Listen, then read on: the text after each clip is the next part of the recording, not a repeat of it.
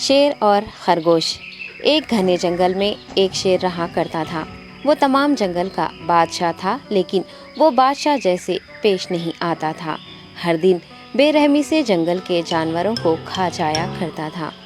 شیر کے خوف سے جنگل کے جانور چھپ جایا کرتے تھے اور خود اپنی بھوک و پیاس کو مار کر سخت مشکلات سے دوچار ہونے لگے تھے۔ اس طرح کچھ دن بعد جنگل کے تمام جانور ایک مقام پر جمع ہوئے اور شیر کے شر سے محفوظ رہنے کے لیے سب مل کر رائے مشورہ کرنے لگے۔ سب نے اپنی اپنی بات رکھی اور آخر میں ایک گیدڑ نے کہا، میرا خیال ہے کہ ہم روز شیر کے ہاتھوں مرنے کے بجائے ہم خود ایک بار شیر کے پاس چلے جائیں۔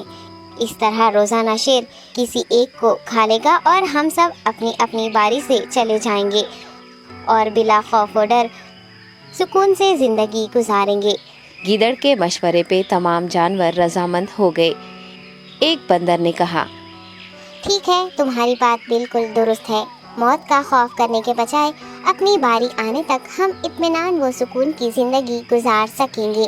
جانوروں کی بات چیت مکمل ہونے کے بعد خود گیدڑ نے شیر کے پاس جا کر یہ ساری بات بتائی۔ گیدڑ کی باتیں سننے کے بعد شیر نے کہا، میں بادشاہ ہوں، اس لیے تم سب کی بات مان رہا ہوں، لیکن ایک بات غور سے سن لو۔ اگر کسی دن مجھے جانور ملنے میں تاخیر ہو جائے تو میں خاموش نہیں بیٹھوں گا اور دوبارہ تم سب پر حملہ کرنا شروع کروں گا۔ شیر نے بڑے غصے سے یہ سب کہا۔ شیر کی باتیں سن کر گیدڑ نے سر ہلاتے ہوئے حامی بھر دی اور وہاں سے چلا گیا۔ اس دن کے بعد ایک ایک جانور بلا ناغہ اپنی اپنی باری کے مطابق شیر کے پاس جانے لگے اور شیر سکون سے اپنے پاس آنے والے جانوروں کو مار کر اپنی بھوک مٹانے لگا۔ یہ معاملہ ایسے ہی چل رہا تھا اور ایک دن شیر کے پاس جانے کی باری ایک خرگوش کی آئی۔ وہ خرگوش بہت ہی ہوشیار تھا۔ اسے شیر کے پاس جانا منظور نہیں تھا اور اس نے اپنے ساتھی جانوروں کو بے رحمی سے مارنے والے شیر کو سبق سکھانے کی ٹھان لی اور ایک اچھی تدبیر نکال کر آہستہ آہستہ شیر کی گفا کے پاس پہنچ گیا۔ تاخیر ہو جانے سے شیر کافی غصے میں تھا اور خرگوش کو دیکھ کر غصے سے کہنے لگا، میں نے تم سب کو پہلے ہی کہہ دیا تھا، دیر ہو جائے تو میں خاموش نہیں بیٹھوں گا۔ تم نے وعدہ خلافی کی ہے، اس لیے میں جنگل جا کر من چاہے جانور کا شکار کر کھا جاؤں گا۔ تب خرگوش نے شیر سے کہا، معاف کر دیجیے بادشاہ سلامت، غلطی ہو گئی اور اس کا ایک واجب سبب ہے۔ اطمینان رکھیے، میں بیان کرتا ہوں، آپ سنیے اور اس کے بعد آپ آرام سے مجھے مار کر کھا لیں۔ شیر نے پھر غصے سے کہا، وہ کیا بات ہے، جلدی بتاؤ۔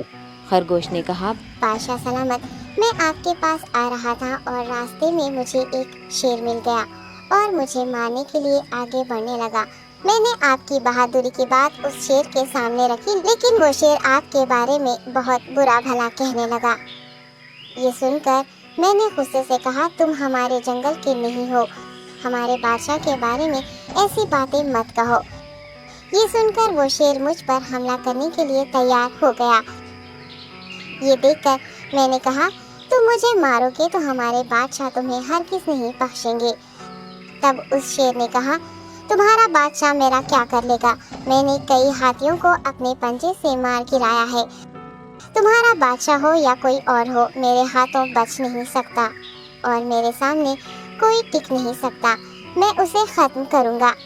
یہ سب بدتمیزی کرنے لگا۔ میں نے اس شیر سے کہا، تم ہمارے بادشاہ سے آ کر بات کرو۔ تب اس نے فخر سے کہا، میں کیوں آؤں؟ تمہارے بادشاہ میں دم ہے تو اسے ہی یہاں لے کر آؤ۔ یہ کہہ کر مجھے دبانے لگا۔ بادشاہ سلامت، اسی لیے آنے میں تاخیر ہو گئی۔ یہ سنتے ہی شیر غصے سے کہنے لگا، چلو ابھی چلتے ہیں، اسے ختم کر دوں گا۔